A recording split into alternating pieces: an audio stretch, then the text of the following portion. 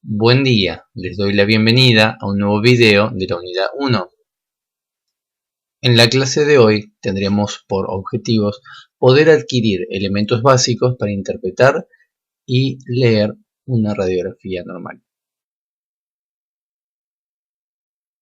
Dentro de la radiografía normal tendremos algunos aspectos básicos en referencia a la técnica, entre ellos que la técnica implica una apnea inspiratoria máxima, tomarla de pie a 1,80 m aproximadamente, lo cual convierte a este tipo de radiografía en una teleradiografía y debe estar centrada y penetrada con una técnica de alto voltaje. Dentro de los factores que debemos considerar en esta evaluación encontraremos 4: la penetración, la aireación, el centrado y la dirección del rayo. La penetración está asociada al grado de radiación que recibe la placa y cómo éste incide en el cuerpo y cómo es velada la placa radiográfica. La aireación está en directa relación con la inspiración adecuada, el centrado con la posición corporal y la dirección de cómo incide el haz de rayos X sobre el cuerpo y la placa radiográfica. Penetración adecuada. Se debe ver las apófisis espinosas hasta el T4 aproximadamente en una radiografía convencional. En una digital podemos llegar a ver toda la columna. Inspiración correcta. En una adecuada placa radiográfica, en inspiración correcta, son visibles 10 arcos costales posteriores del lado derecho. En muchos pacientes hospitalizados hay que tener en cuenta que solo se ven los 9 arcos posteriores.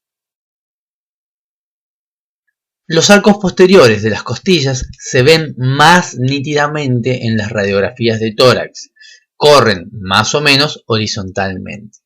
Y los arcos anteriores, más difíciles de ver, corren en una aproximada angulación de 45 grados de manera cráneo-caudal.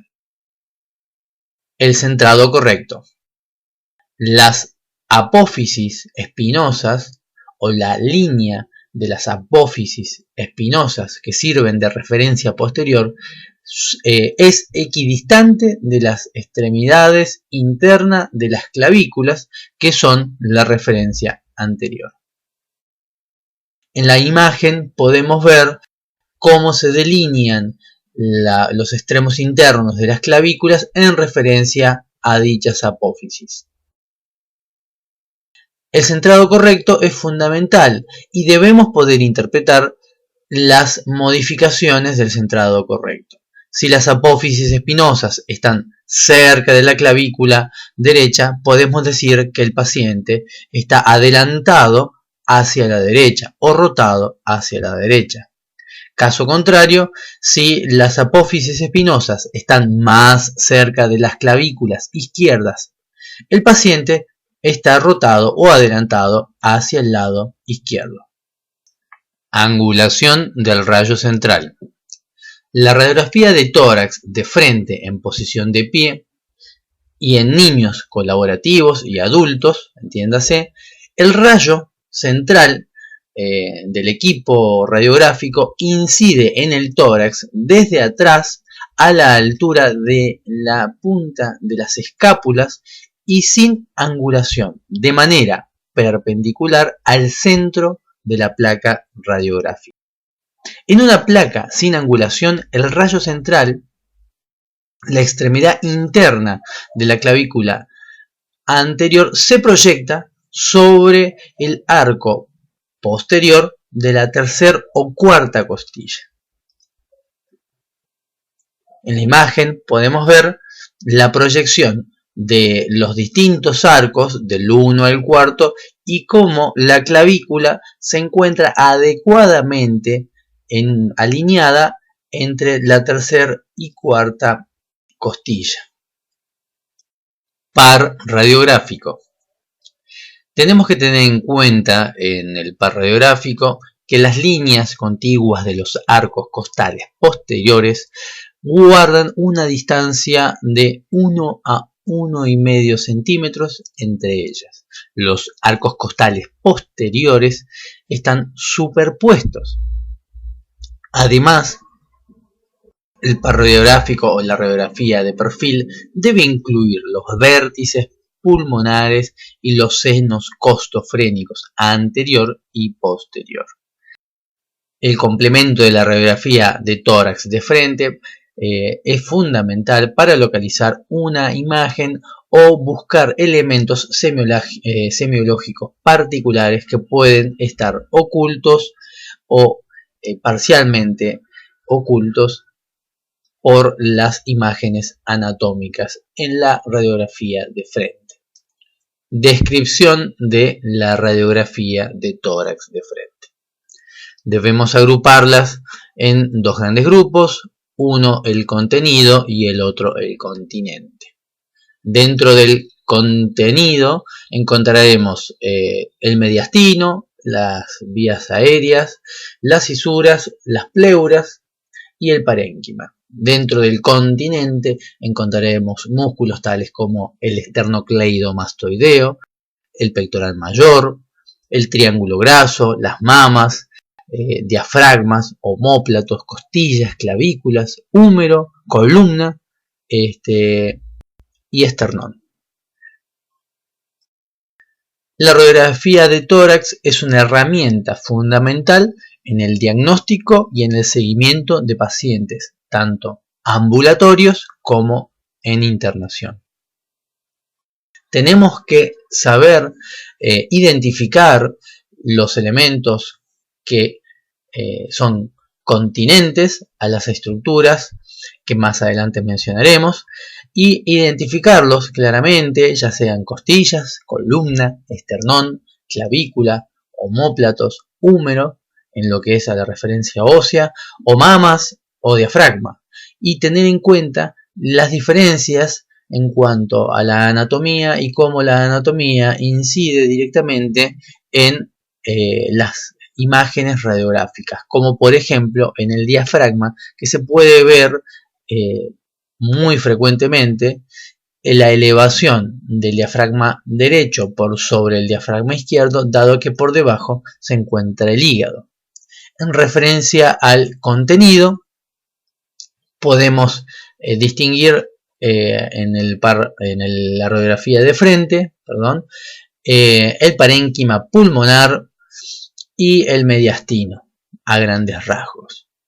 Dentro del mediastino podemos encontrar o visualizar la figura o la silueta del corazón, en la cual uno puede proyectar imaginariamente las líneas divisorias de los distintos elementos cardíacos, ya sea el ventrículo derecho, el ventrículo izquierdo, las aurículas derecha e izquierda, la arteria pulmonar, alguna de sus ramas, la aorta, el callado de la aorta y la proyección del botón aórtico, las venas cava superior, la vena cava inferior y parte de donde se estarían las distintas ramas iniciales de la aorta. Dentro de lo que es la silueta cardíaca, debemos saber interpretar y definir cómo se compone la silueta del corazón y qué estructuras están en los bordes que delimitan con las estructuras pulmonares, ya sea vena cava superior, aurícula derecha, arco aórtico, el tronco de la arteria pulmonar, la aurícula izquierda y el ventrículo izquierdo. Siguiendo con la valoración del contenido, pasamos a la sección pulmonar, en la cual tenemos que tener muy en cuenta la distribución de las cisuras interlobulares. Del lado derecho encontramos dos, la oblicua y la horizontal, mayor y menor respectivamente, y en el pulmón izquierdo encontramos la cisura oblicua. Obsérvese en la diapositiva una imagen esquemática que contiene los arbos bronquiales derechos e izquierdos, la proyección radiográfica y aproximadamente las zonas donde uno podría intuir que se encontrarían las cisuras. Tenemos que tener en cuenta que del lado derecho, en la radiografía de tórax de frente, podemos encontrar los tres lóbulos, el lóbulo superior, el lóbulo medio y el lóbulo inferior, pero que el lóbulo inferior tiene una proyección desde el área frontal, en la placa de tórax de frente, hacia atrás hasta el tercio medio o el tercio inferior del lóbulo superior, proyectándose por toda la estructura posterior al lóbulo medio. En la imagen también podemos ver la misma distribución, pero con el árbol bronquial. En el pulmón izquierdo encontramos el lóbulo superior, dividido por la cisura oblicua o mayor del lóbulo inferior.